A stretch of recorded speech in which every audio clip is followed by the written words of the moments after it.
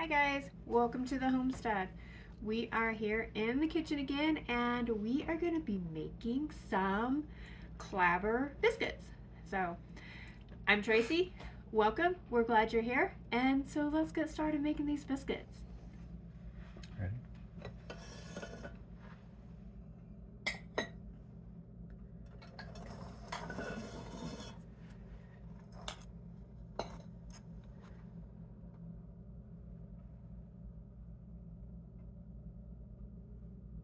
Right, my hands are clean.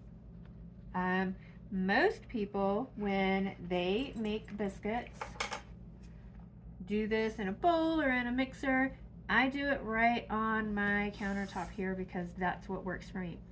So we're going to start with some flour. This is just all-purpose flour. I prefer to use unbleached flour, but that's just my own personal preference. Use what you have, use what you can get. And go from there. All right. To our flour, we are gonna make a little well for a minute. We're gonna add some baking soda or baking powder. We're gonna add some sugar. We're gonna add some salt.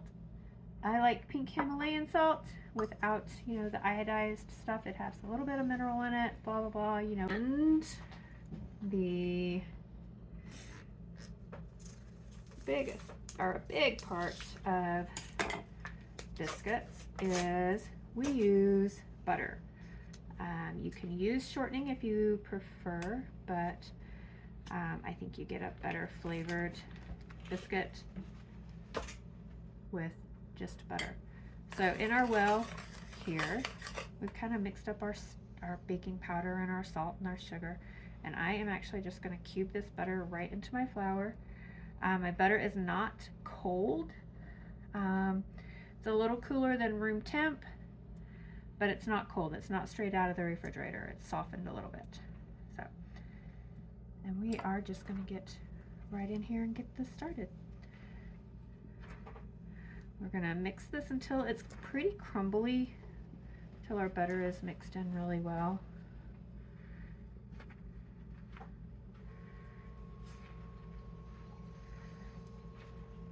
It's pretty hands-on. Obviously, you could do this with a mixer if that's what you wanted to do, or you could do this in a food processor and give your butter a good chop with the food processor.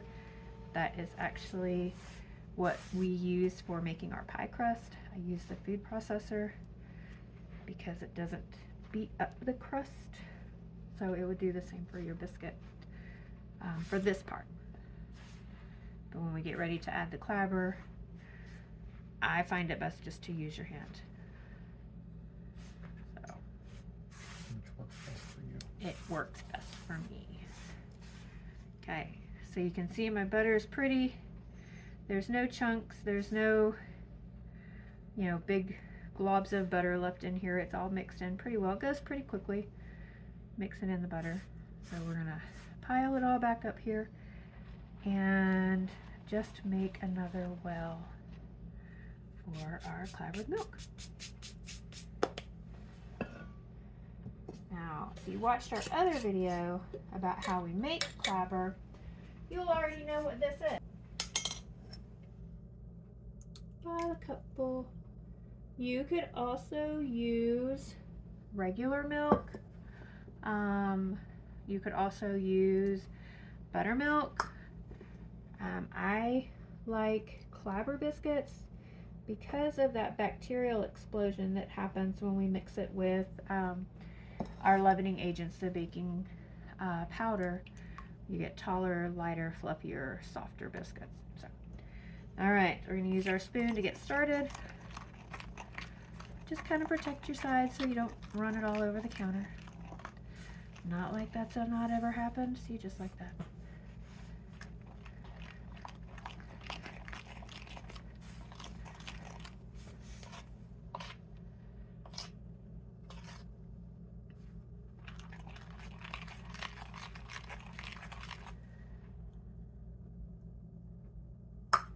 And you may need more than 2 cups. That's about what my recipe uses, is 2 cups of milk.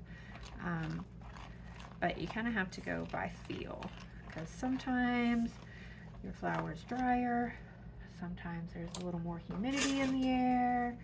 You just never know. If you have one of these come in pretty handy. The dough cutter, you can get them off of Amazon all day long.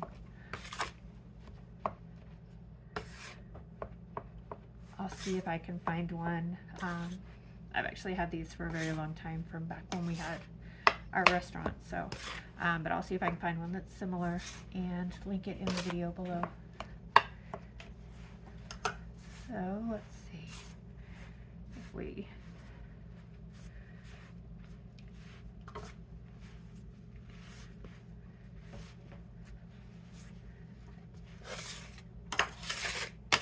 don't want to leave any of that goodness behind, right?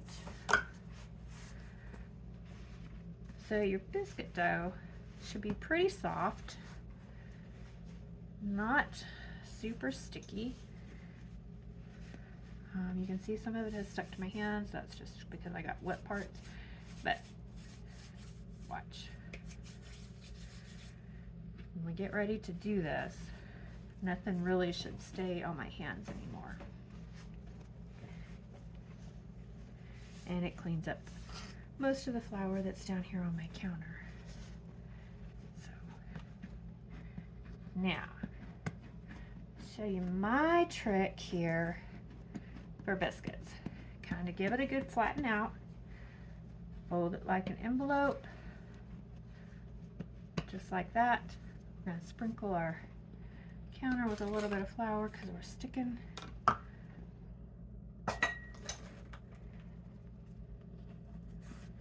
We're going to flatten it out again.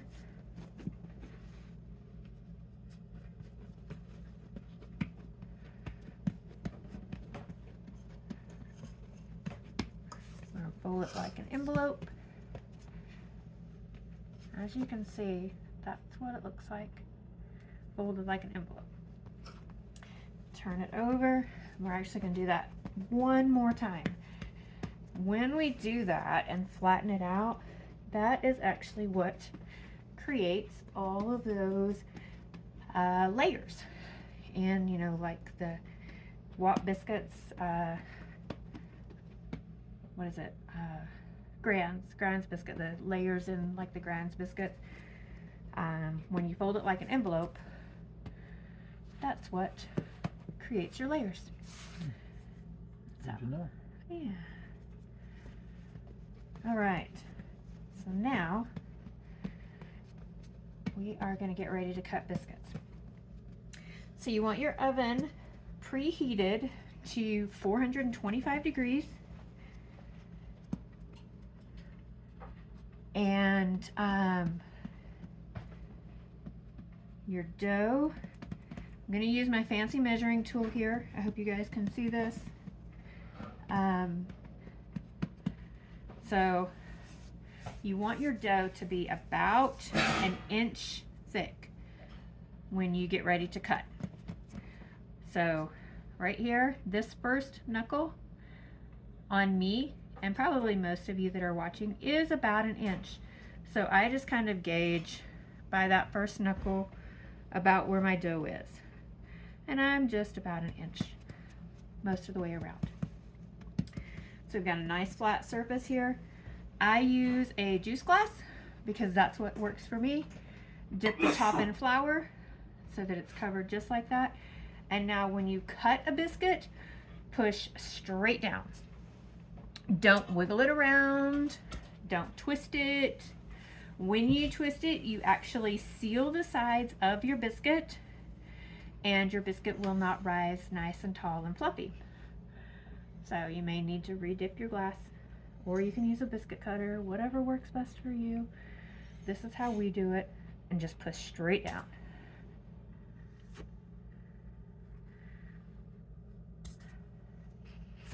And when we put them on the pan, I'll grab my pan here in just a second.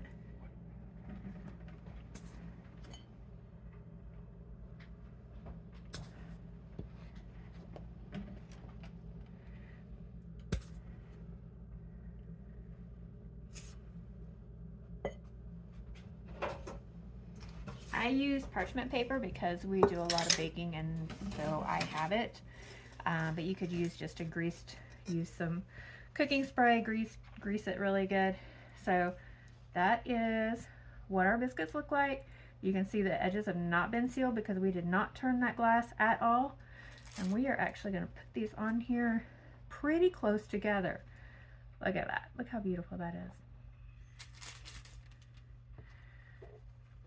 The closer your biscuits are together on the pan, they are going to be taller. If you give them room to spread, they'll be bigger around but flatter. So, fun fact, the tighter they are on the pan, the taller they get, because they bake against each other and support each other, you know, like family.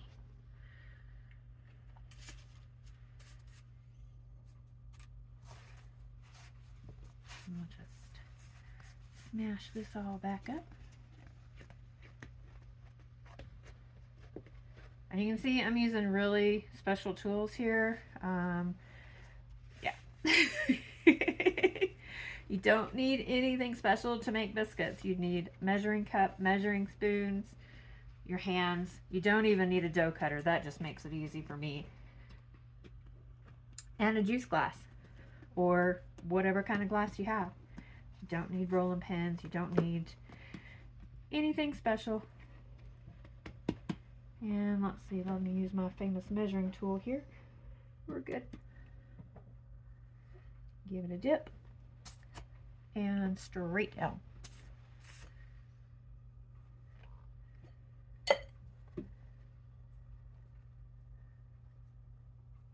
I will tell you that all biscuits are not created equal. And maybe one day we'll do a video that shows the difference in Clabbered biscuits and buttermilk biscuits, and then just regular milk biscuits. I would definitely tell you, if you have the availability to get raw milk, even if it's just a little bit, learn to make clabber, because it's so handy to have. And it's way better than buttermilk in any recipe. Alright, and we are just going to take this little guy here. You do want to be careful not to overwork your biscuit dough. Because when we overwork biscuit dough, that can make it kind of tough and chewy. Nobody likes a tough and chewy biscuit. So, my cup is done. I'm actually going to pour just a little bit of my clabber here into this cup. And give it just a little stir with my spoon here.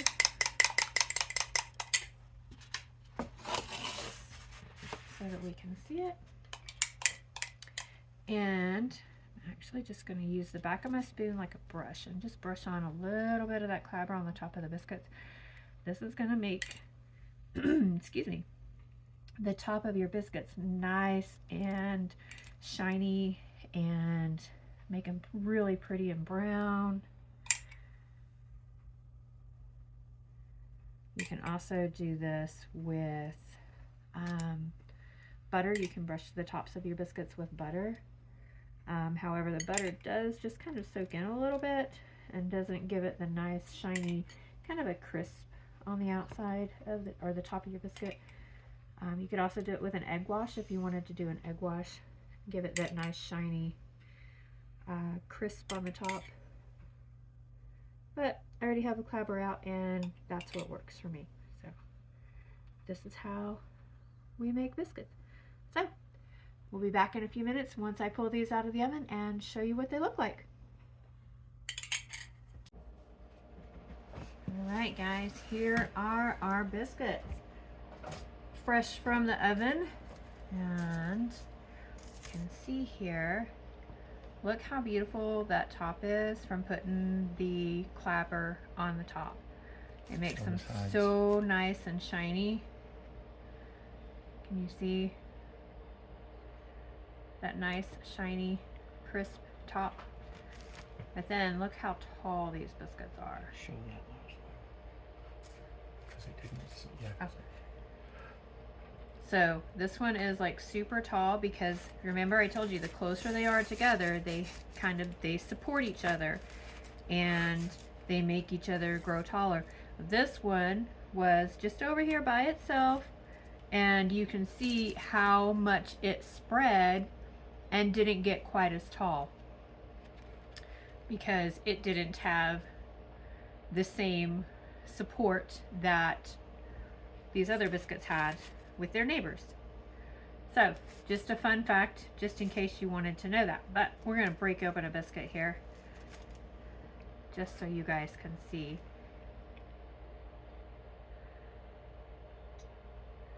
Look how beautiful that biscuit is. It is so like pillow soft in there. And the bottoms are like beautifully browned. Our tops are fabulous. So we made monkey butter this last week.